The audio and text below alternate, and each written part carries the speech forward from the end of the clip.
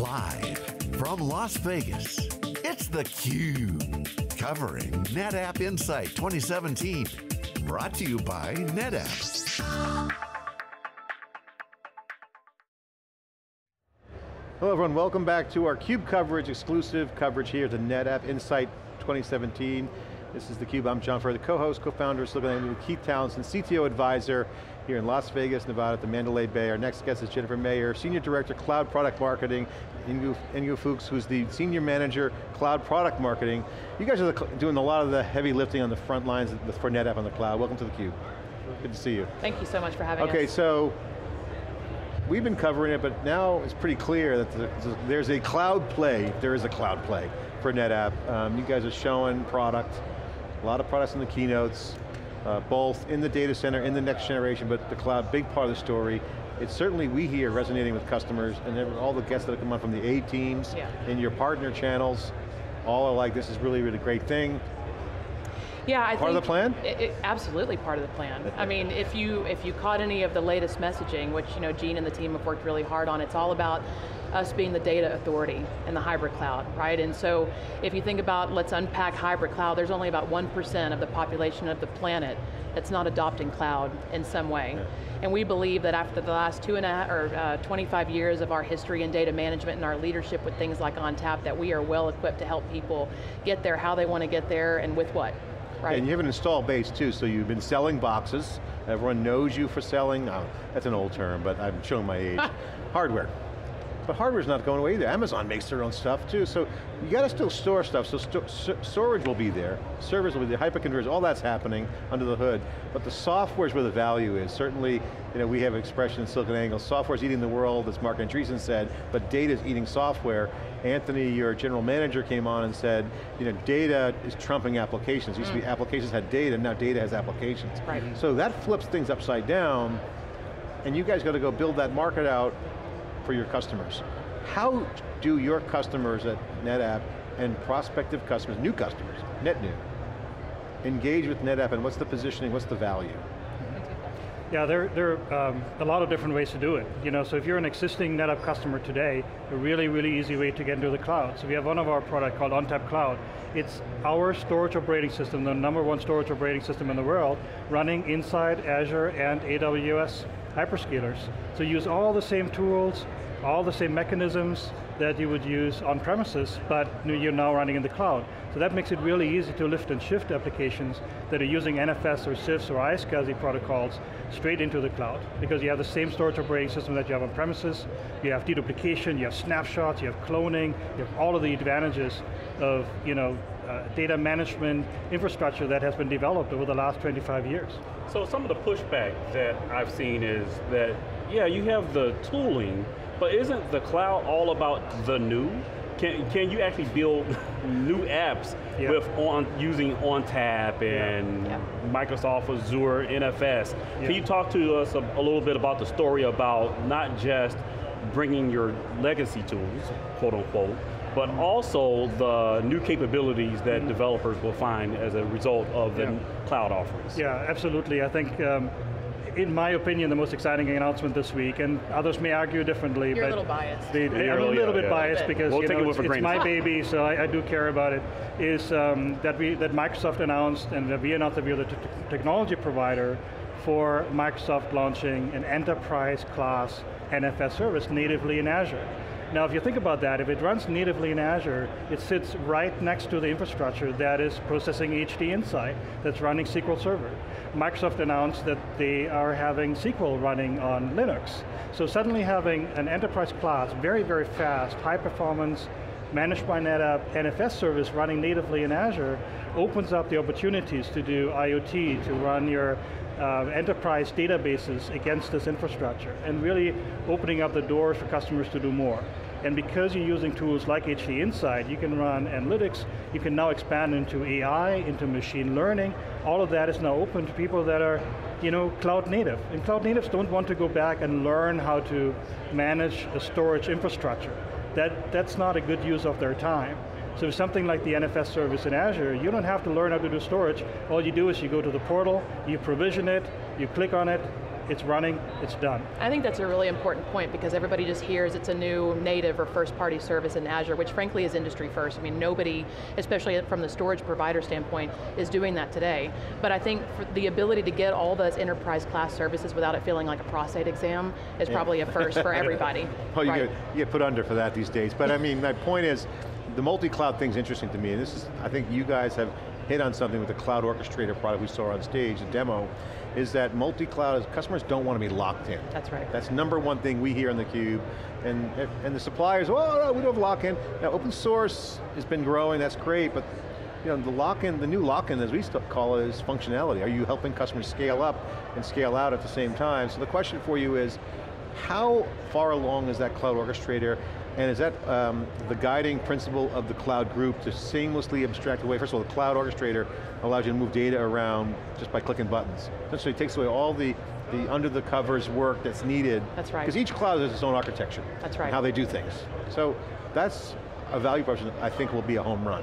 It is, and a big priority for NetApp, and specifically in our cloud business unit and our cloud marketing, is to make sure that people feel like they have the freedom to choose where they want to go and how, right? And so think about it like a compass. A compass still needs you to pick the destination, and it tells you the best way to get there. That's really sort of what we're trying to do, and the Orchestrator is just a very flexible way to help people do it, even at the API level. All right, so for all the naysayers out there, they go, oh, NetApp, they're just cloud washing, they're not really in the cloud game. What does this mean? How do you put that to rest? Because I know you've been involved in Amazon for some time. Now with the Microsoft deal, pretty significant. What do you say to the naysayers or customers that might learn for the first time, wow, it's a good story there, or there's a path to the cloud? We joked one time that we should have an entire marketing campaign that said, oh, I didn't know NetApp did that. Because there are so many things, even me being fairly new to NetApp, that I didn't even know we were doing, let alone knowing how long we were doing them for. And so it might shock some people to know that we've been doing the ONTAP cloud product for 4 years. I mean, 4 years, and that product frankly was born out of our own need to abstract the software and test it on our own for test deb, right? So, well, Jean's in town, so she's a good marketer, so she should do a good job of changing the marketing angle. But the tell sign to me at events is on keynotes. Right? This is, to me, the relevance kind of barometer. I think Amazon has really nailed this. They have so many announcements, they can't even keep track of them. There's just a tsunami, and that is an indicator of success, and that's, to me, the competitive advantage. Keep on introducing new products. You guys had how many products introduced on stage today? I mean, there was just not enough time. A lot, the payload was huge. There's a huge... It's a really good sign of momentum and what's to come. Great sign. And I think what's going to, I'm sorry, we're so excited we can't even help ourselves. I think what's going to be interesting and a challenge for marketing moving forward is how do you put a net around it when you want to announce it, because when you look at continuous innovation and delivery, we're going to be doing something every few days. Right, once a month, once every 2 weeks, so. Well, you guys have a good install base, and I always said you can't go out of business if you have money in the bank, and if you have customers, thousands of customers you guys have, not losing that core and building on the core. So how are you guys, from a product marketing standpoint, you got to package to the core, you got to have your core base, but now you have new constituencies, new personas in your base now developing. Right. You have analytics, you have chief data officers, you have the guy who's going to be thinking about governance now, GDPR. GDPR, getting late in the day. But it's a global scale. You guys now have a new territory to take down. We do. What's the plan? Will you take that one? Yeah, I think it's a really interesting one. Let me give you a specific example, then we can broaden the story a little bit. But we recognize that one of the problems that our customers have is backing up their SaaS environments. So they have gone from on-premises environments, where they were maybe using our storage, maybe not, moved into the cloud, and now like one of our customers was talking recently about, he has hundreds of SaaS providers, and he doesn't really know what data they have, so he's concerned about data protection, he's concerned about losing that data, obviously hacking attacks and similar things. So we actually started a program around a product that we call Cloud Control. And Cloud Control for Office 365 is the first iteration of that we launched just a few months ago, and it takes your Office 365 data and protects it and retains that data, so that if something happens, somebody hacks, somebody corrupts your files, your CEO deletes emails, and 3 months later he wants it back, that data is there and it's protected and it's secure. And so that's a native cloud service. You don't buy any equipment from us, to your earlier comment about moving boxes. So the cloud for us is a great vehicle to get to these new buyers. And the interest that we're getting back is tremendous, but you're absolutely right that we need to find different ways, and we are finding different ways to get to these buyers, to get to these personas that are out there. Well, not having a hardware specific thing is certainly a great way in cloud. Exactly. I mean, you talk about data backup and recovery, there's no walls in the cloud, so the on-premise paradigm changes a lot. Yeah, and this time we're talking SaaS to SaaS, right? All right, so ecosystem partners. One of the big successes is partnerships. Yep. What's the strategy on partners? I mean, Cloud Native Foundation, Cloud CNCF, Cloud Native Compute Foundations, it's grown. The who's who are in there. Yeah. Are you guys getting involved in that? What's your position? What's the strategy for partners? Yeah, so as you would expect, cloud is different enough that one framework doesn't match the things that we've been doing for those 25 years that we've been so successful in this business. So what we've tried to do in this new Cloud First Partner program that we've launched several months ago is really target our cloud native partners, these guys that couldn't care less about on-prem, they don't even know how to spell the word storage, and see how do we help service them with some of these great data services that we're bringing to bear, really, and these guys have no previous NetApp history with us. And we've got a couple dozen partners that have already signed up on our behalf, and we'll continue that momentum, but we're certainly excited to give them a new level of treatment that NetApp hasn't done before. So I would love to hear feedback from the lower level, from the ecosystem. NetApp, I think is a good thing, is very opinionated when it comes to its approach to cloud. This isn't, bring any old object store to it's, you know what, if you adopt ONTAP, if you adapt NetApp data-driven vision, the data fabric, if you adopt that, then you enable a new level of cloud mobility. So as you've brought that message to the ecosystem, what's been the response? I mean, a lot of these guys are pretty opinionated themselves. I was going to say, you've already talked to Anthony and he's pretty opinionated. Yes. Yeah, no, I think it's well received, right? I mean, who doesn't want the ability to have some freedom to move around and choose their partners as we go. And I think one thing that Ingo was alluding to earlier is the fact that we're pretty heterogeneous in our data services. You don't have to have NetApp to be able to benefit from Cloud Control or Cloud Sync or On-Command Insight, which is one of our sort of business insight tools for infrastructure and cloud cost monitoring. So it's nice to be able to give them a more sort of open message, but still have a pretty strong opinion on where people need to go and why. So let's talk about Cloud Control a little bit more. Is Cloud Control an API, or is that only control plane? It's a service, so it's a native cloud service. You can buy it on the marketplace, you can do free trials, you don't buy any hardware anywhere. It will grab the data through official APIs out of Office 365 and store it in a choice of locations. So we can host the storage for you, or you can store it in AWS, you can store it in Azure, or you can store it on premises in StorageGrid WebScale, which is our object store. So for some customers it's important for compliance reasons to have an offsite on-premises copy. For other customers would prefer to use Azure, use AWS, depends on what kind of licensing agreements or massive purchase agreements they might have. So we give our customers that flexibility. But that is an example for a native cloud service. We have another one called Cloud Sync, which is a data migration tool. You can go from CIFS, NFS, or S3 to CIFS, NFS, or S3. And it transforms your data. So you can go from an NFS source and move it natively into an S3 object in the cloud. It's another example for a native cloud service. It's not a license, it's not something that you buy and install on premises. So that brings the question about data mobility today. I know Cloud Orchestrator is something that's coming in the future, but as far as data mobility, can I do something as simple as say, or as complex, depending on your perspective, saying I have two AWS regions, I'm front-ending this with ONTAP and I'm using it ONTAP as a fowler. Yep. And I want to replicate storage from one AWS region to another one. Can I do that with object in the back end and then use ONTAP to present that as files on both coasts, for example? Yeah, it depends a little bit on your application and the interface that you're using, but let's say you're using ONTAP Cloud, you can replicate between regions, using cross-region replication, that's easy. Right. But what's different is we have HA. So what you can do with ONTAP Cloud is that you can do a failover from one availability zone to another availability zone, and that's all managed within the software. So if you're thinking about moving enterprise applications, mission-critical applications, running production inside the cloud, you definitely want to have HA. We tackled this a little bit different for the NFS Azure service, because we're running and operating the infrastructure that is underneath the Azure portal, so we have the reliability built into our products because it's running on our equipment.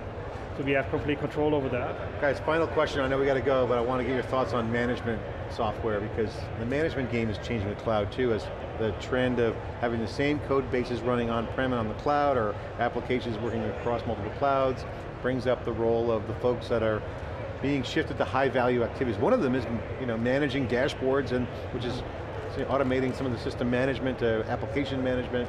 Obviously on-command's been around for a long time. NetApp has a history of good management tooling. How does that translate to the products in the cloud? It does, and I want to pull back to talk a little bit about on-command insight, because we kind of overlook it because it's been around for a little while, and it is more traditionally thought of as an SRM tool, but really some of the capabilities that we've talked about even as early as today was the fact that now we're extending sort of those infrastructure analytics and those business insights so you can identify resources that are wasted or places that we're out of capacity and you're bottlenecking, now into the cloud for things like cost monitoring. So imagine you're a CIO and you have people going around your back swiping credit cards to find whatever tools they want to use in the SaaS universe to get their jobs done, only you have no idea where they're spending your money. Now you'll have the ability to look at almost a unified bill and see which departments are charging what money and charge back those departments to keep them accountable in your budget. We call it the tool shed problem. Tool shed, tools, they're everywhere. They're everywhere, don't be a tool. Get out, get that tool shed. There's too many things in a tool, you get too many tools. We have a lot of tools, So we're happy to have things like that that help give people a little bit more empowerment to first identify what's going on. The problem is though, in tools, they buy a tool, sometimes it turns into something else, like you buy a hammer and it turns into a lawnmower, but that's not what it was designed for. That's right. You can't mow your lawn with a hammer. You can't. So, a final question before we break is product marketing focus.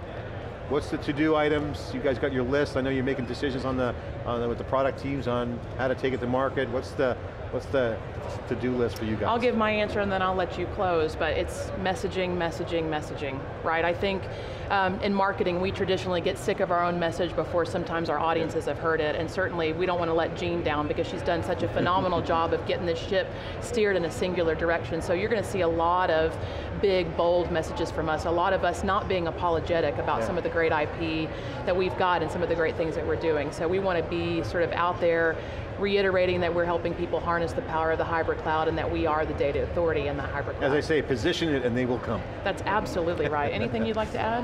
So I spend a lot of time both with our internal product teams and with our partners, like Microsoft, for example. It's really exciting over the last few weeks. And the great thing for me is that we have more and more and more partners coming to us, wanting to leverage our products and working with us and understanding how they can participate in the data fabric vision. How can they be part of this network of partners and solutions and services that we're building? And that has been really, really exciting. Cloud is real. We're a little excited. We're making it work. Cloud is real. We're looking forward to following up. We'll have to get you guys at the studio in Palo Alto. A lot to talk about, a lot more. Certainly, Kubernetes containers creating a huge renaissance in application development. That's going to create a lot of value. You guys are at the center of it. It's theCUBE, we're at the center of the action here in Las Vegas with NetApp Insight 2017. We'll be right back with more live coverage after this short break. I'm John Ford with Keith Townsend. We'll be right back.